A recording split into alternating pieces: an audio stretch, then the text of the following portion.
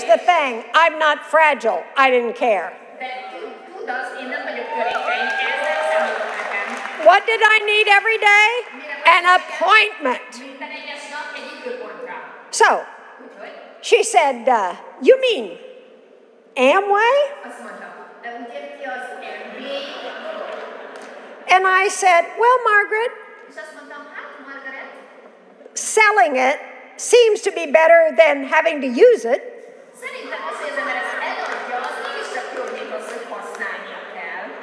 She's cleaning toilets and floors and she doesn't want to sell it. I was not put off by her reaction. That's a luxury you cannot afford. Write that down. Cannot afford that luxury. I thought, well, she doesn't have to be willing. I'm used to that. So I went and I got a kit. And I said, Margaret, take this home. Take a look at it. I'll call you later. Jim came home. Did you get an appointment today? I said, I think so. It was hard to tell with Margaret. So I told him what I did. Now you'd have to know Jim to realize what went through his mind. He said, what? He said, they'll never be interested in that way. Ring! Oh, that was the telephone. Over to the phone, picked it up. Hello? Hello, Margaret. I said, yeah, of course we would come over. Now that was not very mature. Her husband opened it, very bright man, looked at it, and he said, we should look into this. You never know. But what if I had been fragile and said, oh, I was offended?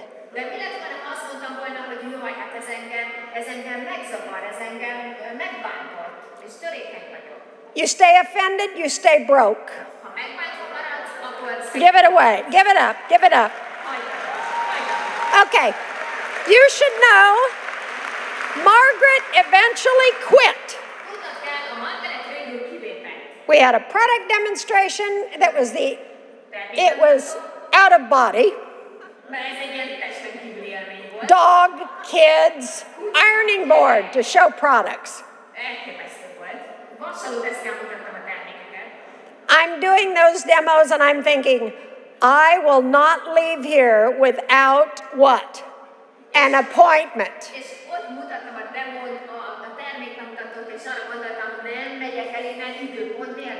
So I spotted a young mother with a baby, and she was bouncing the baby, and I went,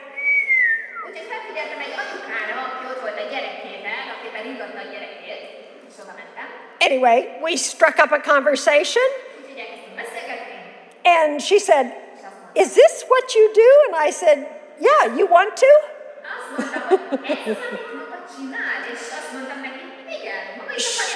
She says, does it make money? Well, I'm not doing it for therapy. Yes. And she said, well, we might want to take a look. I said, tonight or tomorrow?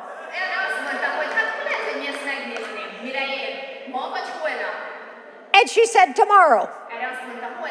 I said, good. 7 o'clock? Good. We'll be there. I went home and told Jim, neener, neener, neener. And I don't have time to tell the story, but it is a priceless one. We went over, and her husband is 6'6". Opens the door, and he said, who are you?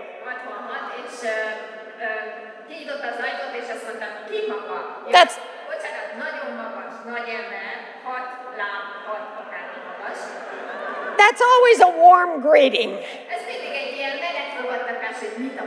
Now, I'm less fragile than Jim was. Jim Dornan was not used to somebody opening the door saying, "Who are you?" He rose up to his full height, which was not very impressive. And he said, "Jim Dornan, who may I be speaking to?"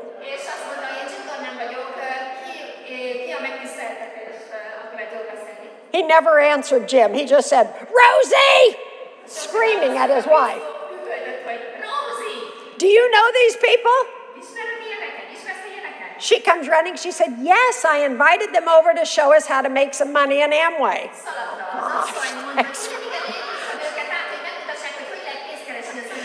Thanks for the help, Rosie. I'll take it from here. Anyway, we sat down. It was a nightmare. It was the worst meeting. He opened at least 6 beers. He drank 3. And he took the others. This is a living truth. And he opened them. And he shoved it down the end of the table. And he said, "Have a beer, shorty."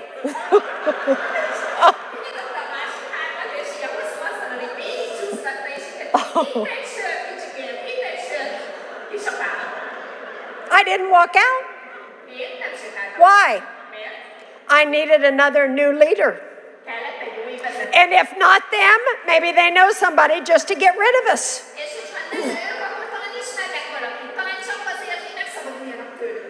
That didn't happen. Finally, Jim said, "Okay, I'm not showing this plan anymore. You're not paying attention."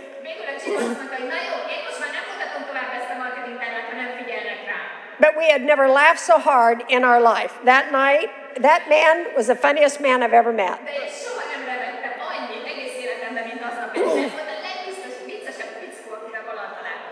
So Jim said, "I tell you what, sign up here and we'll be back tomorrow night to tell you what you're in." He says, "It's a deal, shorty."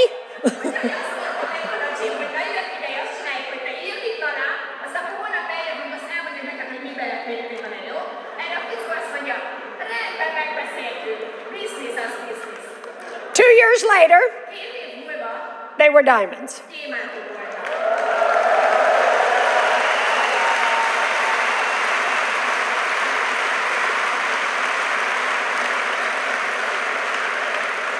Don't be fragile. Don't be put off. You don't know what's going on in somebody's head or heart or ego or anything. Focus on your goal. Focus on an appointment. How often? Every day. But only if you have a goal. Only if you have a dream. Otherwise, I got appointments. It didn't matter. Hospital with Eric. I'd be driving down the road. Eric would start to seizure. I would pull over, take care of what I needed to take care of.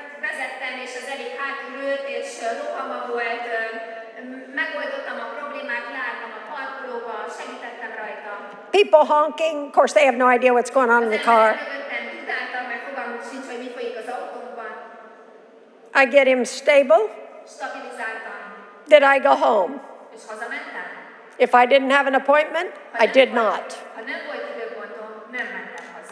I did not. The best thing I could do for him was get another appointment. You have to weigh what is the best thing for you, not what is the most comfortable way. You want to be brought in like Alex and Eva?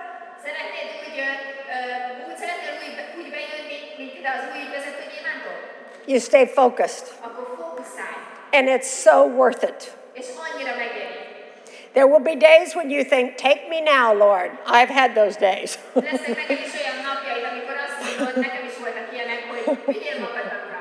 I've also had the days where I say, "Lord, take them."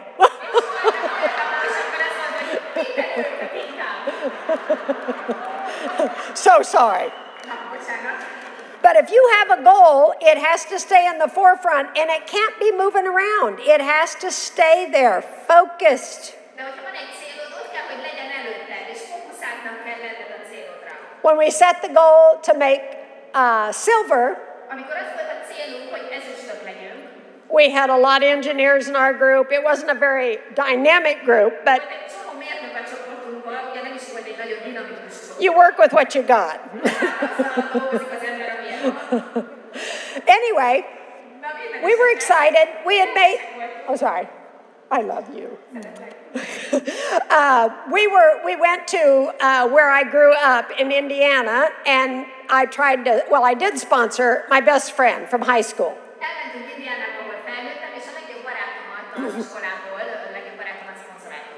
I would have sponsored John, but he wasn't there. I didn't do much better with my best friend. Anyway, they got in, and they started holding meetings, and we were excited because they were the biggest leg we had. We were in California. They were a 5-hour flight or 4-hour flight to Indiana.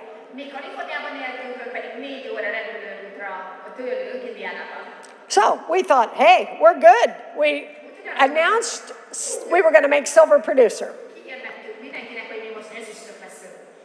And I got a phone call from her, and I was excited. And she said, Nance, you know, we're quitting.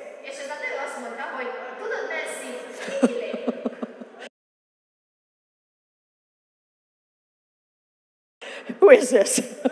What have you done with my leader? If I'd have been there, the kit would have been on the front doorstep again.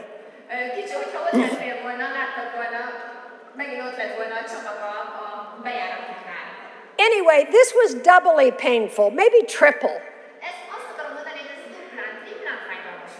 Best friend announced silver, and they were already 15%. Had I read more, had I had more CDs, had I had any upline counsel to say, what do you do here?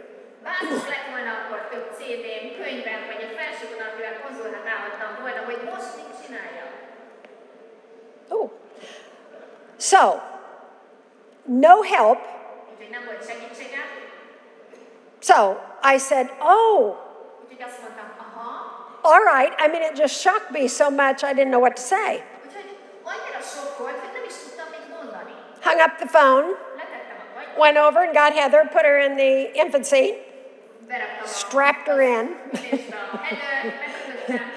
And I picked her up, and Jim says, where are you going? I said, I'm going to find a new 15%er. That's where I'm going. And that's what I did. I went out to the grocery store.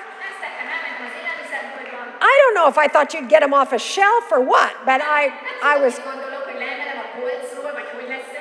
Anyway, the cashier, I got Heather there. She had a cast on her foot, blah, blah.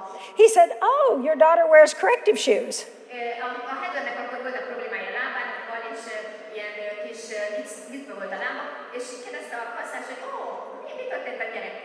I said, speaking of corrective shoes,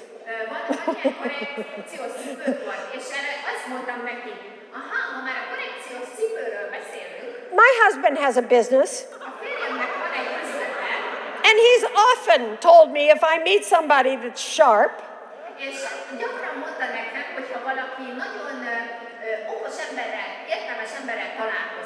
if you woke me in the night, I could say that. I said it so much.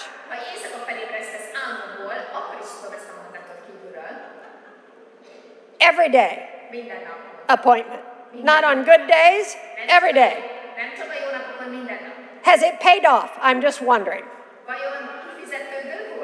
Indeed. Anyway, guess what level they reached their first month?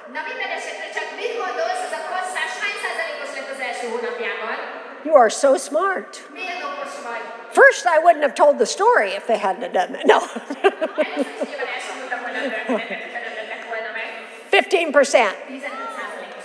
Did they go on and grow?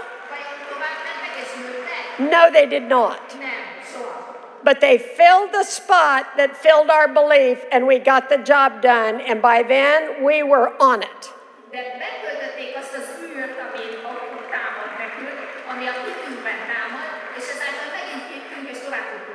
And I go back to my question from the leaders' meeting.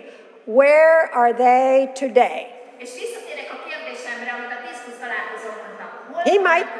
He might still be working at the grocery store. But he's not in Debrecen.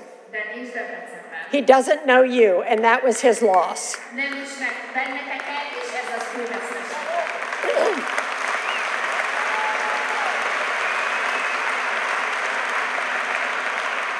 Okay, I'm winding down here. I was reading a portion of a book from a psychologist that was studying neuroscience.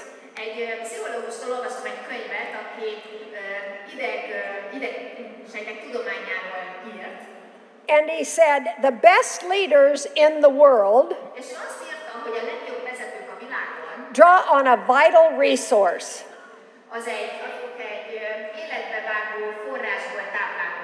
And Network 21 has this resource all over the world.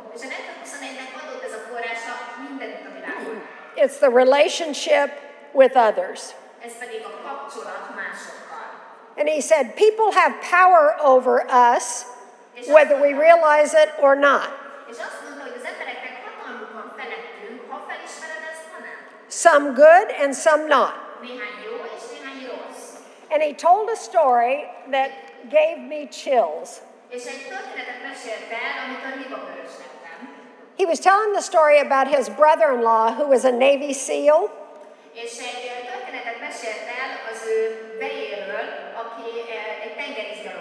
And I'm sure here or in your countries there are the elite of the military. These are the elite related to water.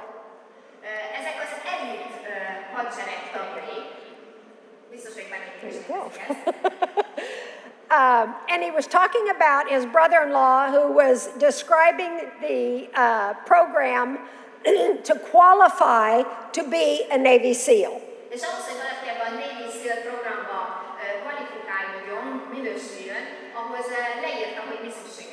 It lasts 24 weeks. This will mean more as you hear what they do. And they put them through all of these tests and endurance tests in water. And they're trying to determine, and they're trying to determine the stamina and the mental determination and the condition of the guys.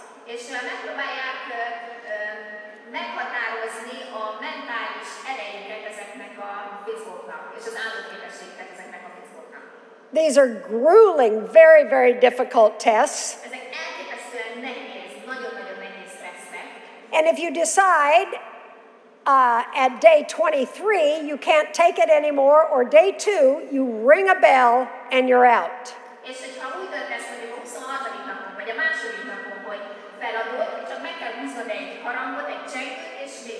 One of the things they had them do was they'd go out in an airplane and they would jump out into the ocean at night.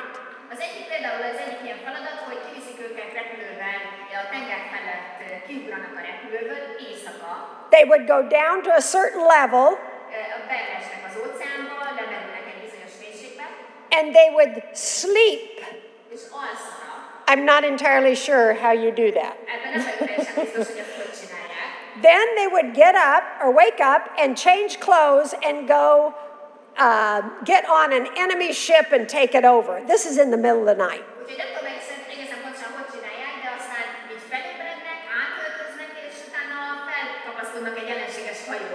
These are not weak men, mentally or physically.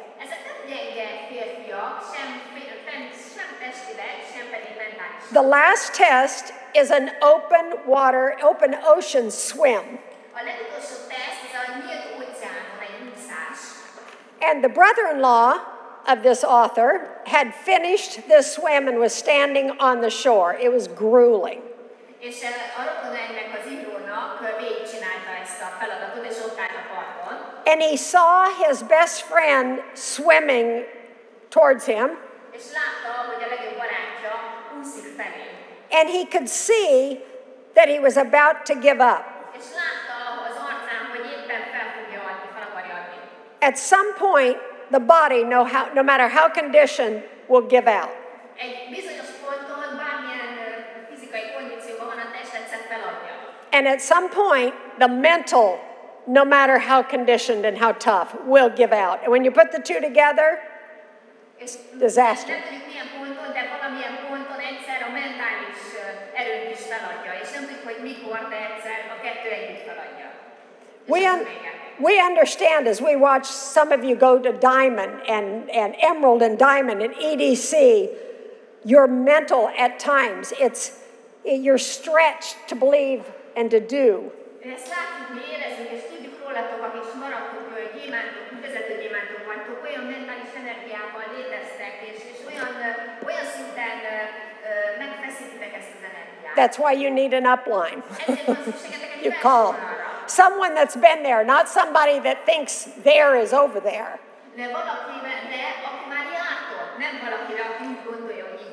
Anyway, the brother-in-law stood on the shore and he made eye contact with Bryce, his friend in the water.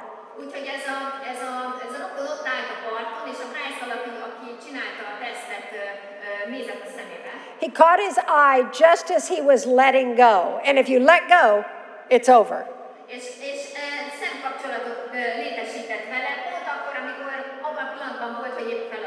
They jump in, and as soon as they touch you, you're out of the program. But right before he let go, he saw his friend, and he said his body leaped to another level, and he finished the swim.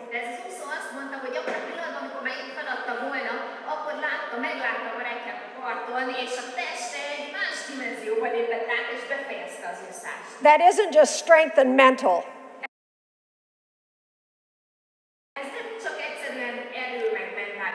It's what this psychologist referred to as the power of the other.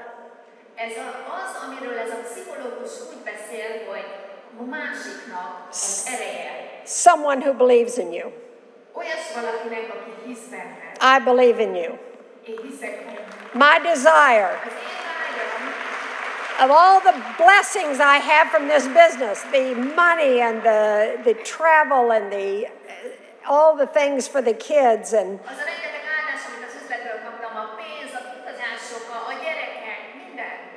my desire is to be the other. There's nothing like it. And that's what you're called to be. You are so important to some people.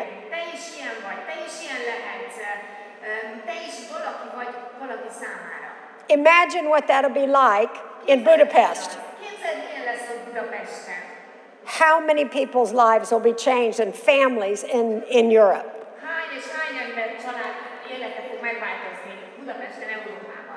I love you, and it has been an absolute pleasure to be here with you. One more time.